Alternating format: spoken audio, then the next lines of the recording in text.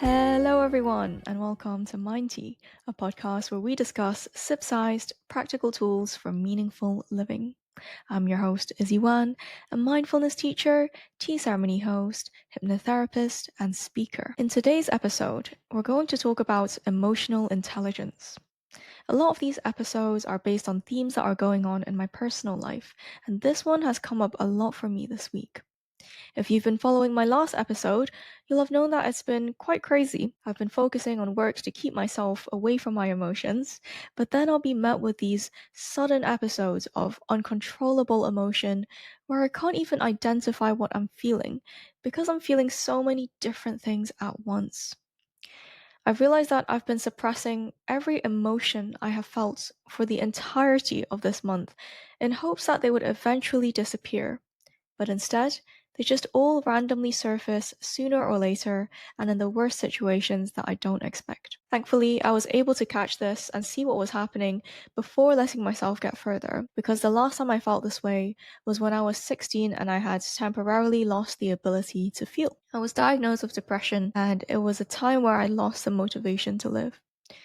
My daily weeks consisted of taking antidepressants, trips to A&E while at school, going in and out of therapy, skipping classes, and finding no reason to get up out of bed. I was desperately in need at the time of love and connection, I can see in hindsight, but finding it in all of the wrong places, in alcohol, in cigarettes, in toxic friendships, and toxic relationships even. At that age, I really struggled to process my emotions, and I either felt everything very intensely or I felt nothing at all.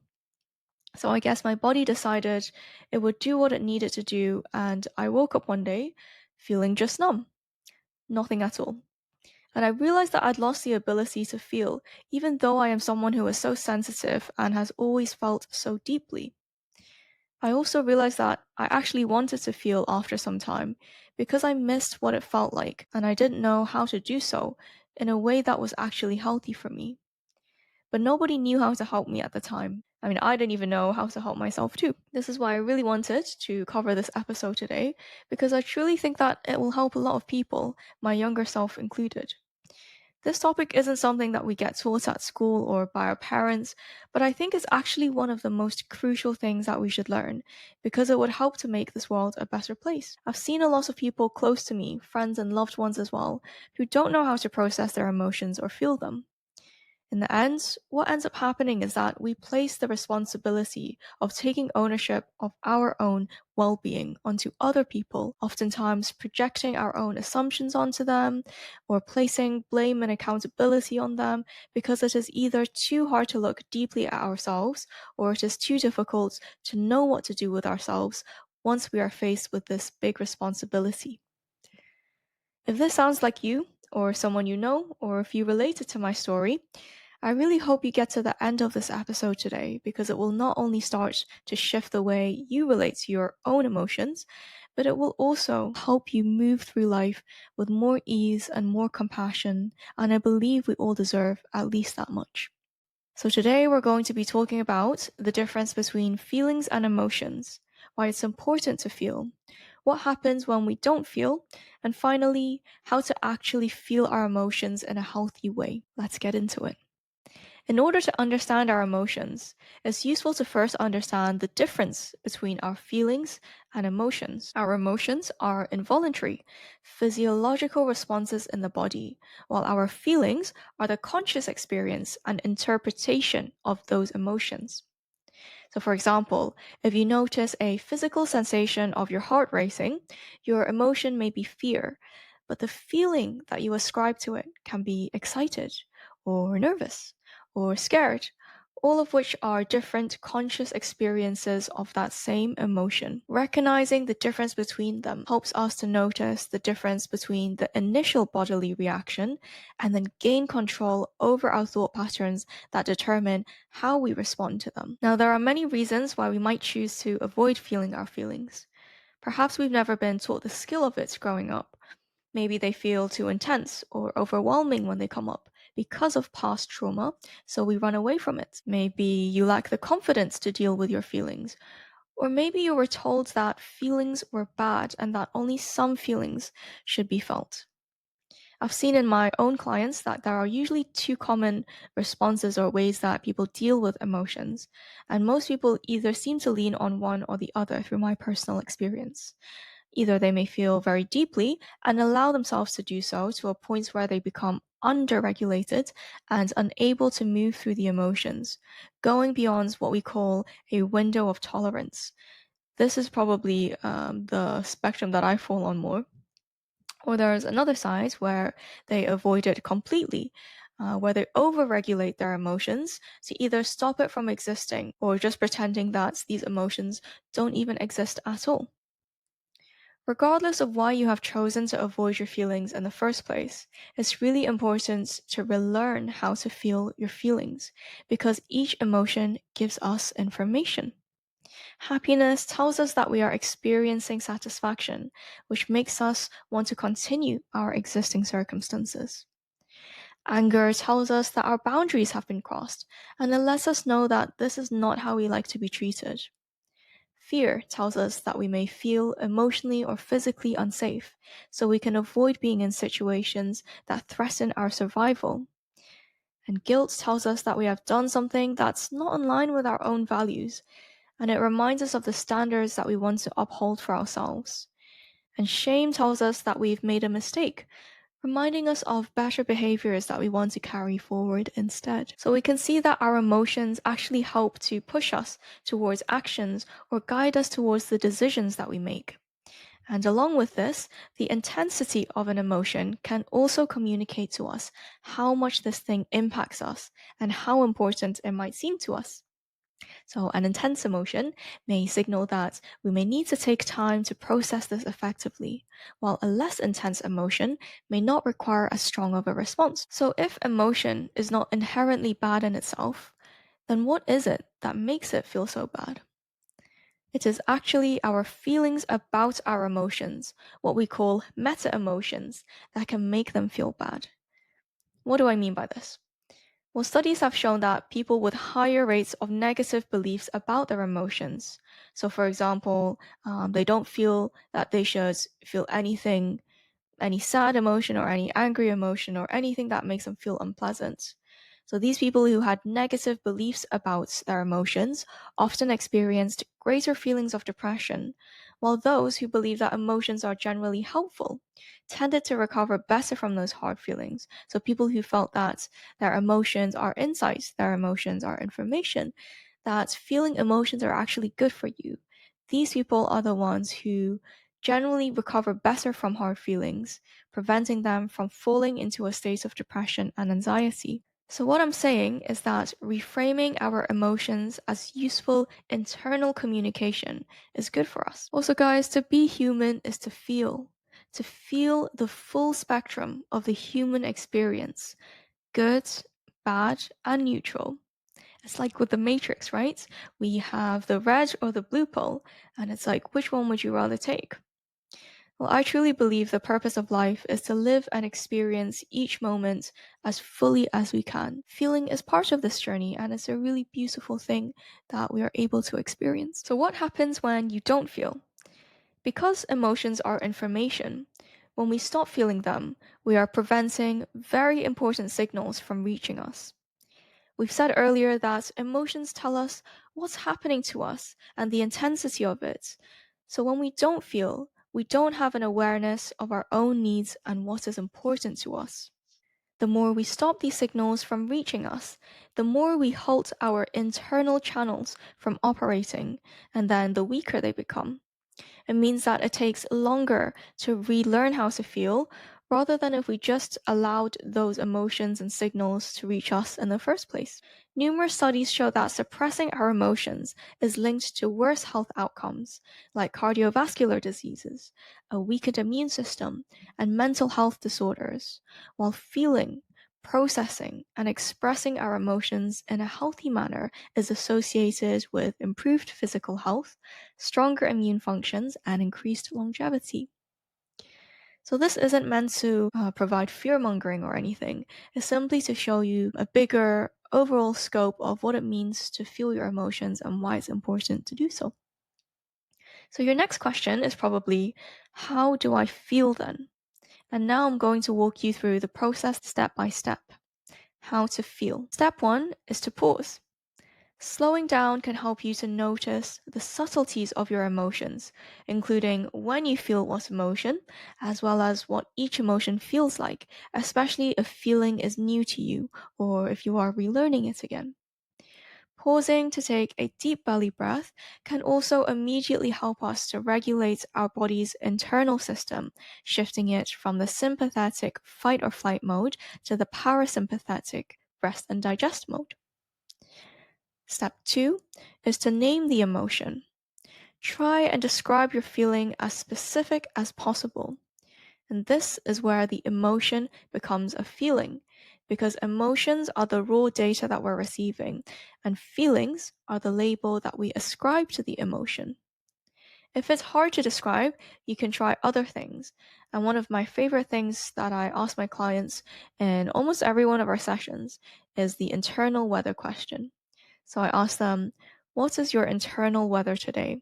And we describe what we're feeling using weather terms. So I would say something like, I'm feeling really sunny, but there are a few clouds in the background because I know that I've got a really long day ahead and I'm not sure if I can finish all of it. So the internal weather question is a really good one to ask yourself, even throughout your day, just to help you build that muscle of getting clear about what your internal landscape is. Another thing that you can do is to draw the emotion out. So this is something that I've learned through my hypnotherapy qualification. So when you think about your emotion, you can think about, what does it look like to you? Does it have a shape or a form? Does it have a color? Is the emotion static or is it moving? So really getting into detail about what this emotion manifests as and visualizing what it looks like as well can help you gain a clearer idea, even if you can't describe it using exact words. If you are someone who uses words to describe yourself most of the time, then you can use something called the feelings wheel. So this is a really useful tool because it outlines all of your feelings in one wheel and breaks them further down. So break something down like anger into separate things like frustration or stress or multiple different types of feelings that you can really pinpoint using this wheel. So once you've named your emotion, step 3 is to connect with your own body. So where do you notice this emotion in your own body? Are there any physical sensations where you feel the emotion the most? Maybe it's a tightness somewhere in your body, or maybe it's a specific body part that's feeling this emotion more. And you can think about also if there's a temperature associated with this emotion. Perhaps it's hot or perhaps it's cold. I know this might sound really strange to describe your emotion using temperature, but really it's about getting to know the physical sensations associated with different emotions, and each emotion normally carries with it a subtle but very specific type of feel in the body. And you can notice as well if there are any other distracting sensations going on, for example, a buzzing, a tingling, or a numbness somewhere. Do you feel physiologically tired or do you feel uplifted? Now, if you're listening to this now and thinking, I don't know where to start, all of this feels very foreign and new to me, then a really great way to think about your body is through doing the body scan meditation or doing tense and release exercise, what we call progressive muscle relaxation. Connecting with your body is really important, so we actually dedicate 2 weeks of work on simply building an awareness of and appreciating the information from within our body when we're doing the Mindfulness 8-week program. So yes, the body scan and the tense and release are some things that you can try in order to get closer to your body and noticing what it's telling you. Once you've done that, we can then move on to step 4, which is accepting it. Allowing it to exist without trying to get rid of it, expressing non-judgment towards the feeling without trying immediately to change or remove it in any way. A lot of the times our emotions don't show up because they don't feel safe to show up. So it's about creating a space in which it feels safe to surface. To do this, you can offer yourself a physical touch that signals safety. For example, there's something in hypnotherapy we use called the butterfly hug. It's like this, where you cross your hands and your arms and you just place each hand on your shoulders. I do this a lot, guys. I always hug myself because sometimes you don't have anyone else to hug you. I hug myself when I feel warm or loved, or I'm feeling happy even, or when I just need some support and I don't feel like I can get that from someone near me.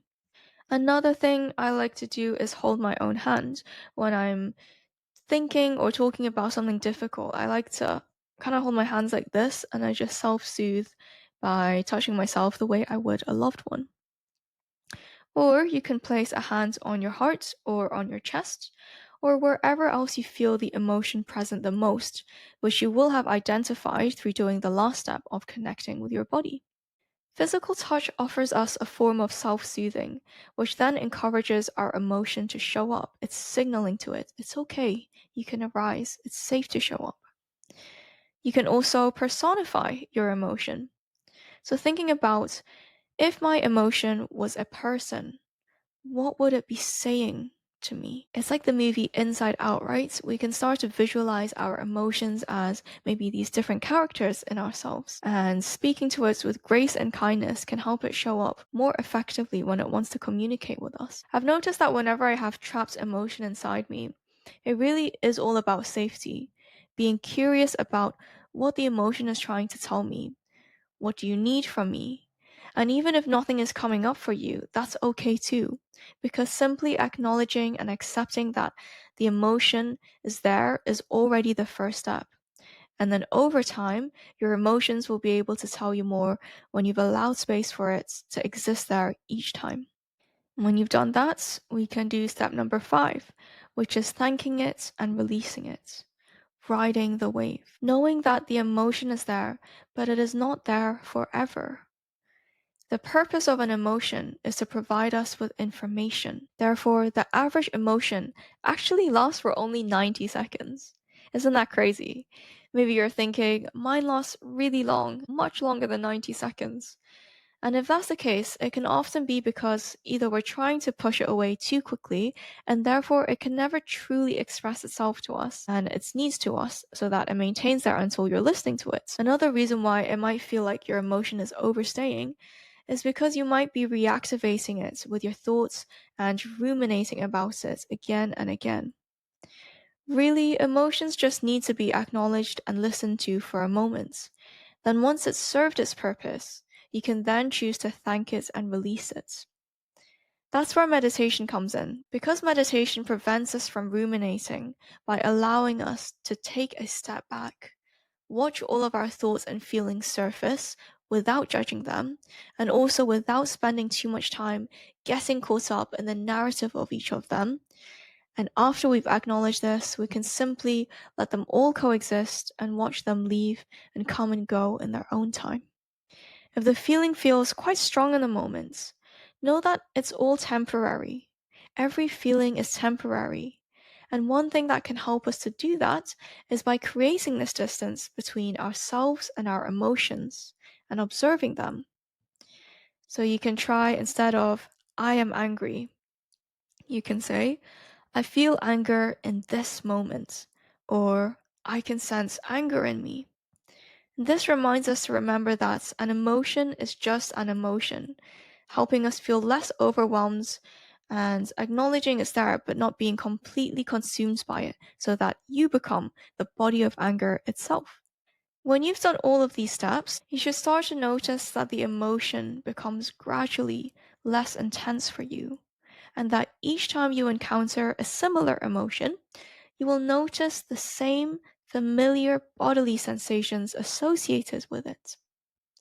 Once you have that, you will identify quite quickly when something feels out of alignment with your own needs and boundaries, as well as what you need from yourself or someone else as a result of the feeling. And that's where you can then move on to mindful communication to share those needs, which I also have an episode on, or use resilient strategies to self-regulate and provide yourself that need. For me, when I feel that someone has crossed my boundaries, I notice this blockage in my chest. And sometimes, instead of using the thoughts to guide me, I will use the feeling, the physical sensation to guide me instead. So if I'm speaking with someone and instantly I notice this blockage in my chest, then I will know, that feels really familiar. I've experienced this before in past times where I felt like I was being violated or where I felt like my boundaries were really crossed. So in that moment, I know that I need to speak up and I need to communicate my needs to this person because I know that it means my body's telling me my boundaries are crossed.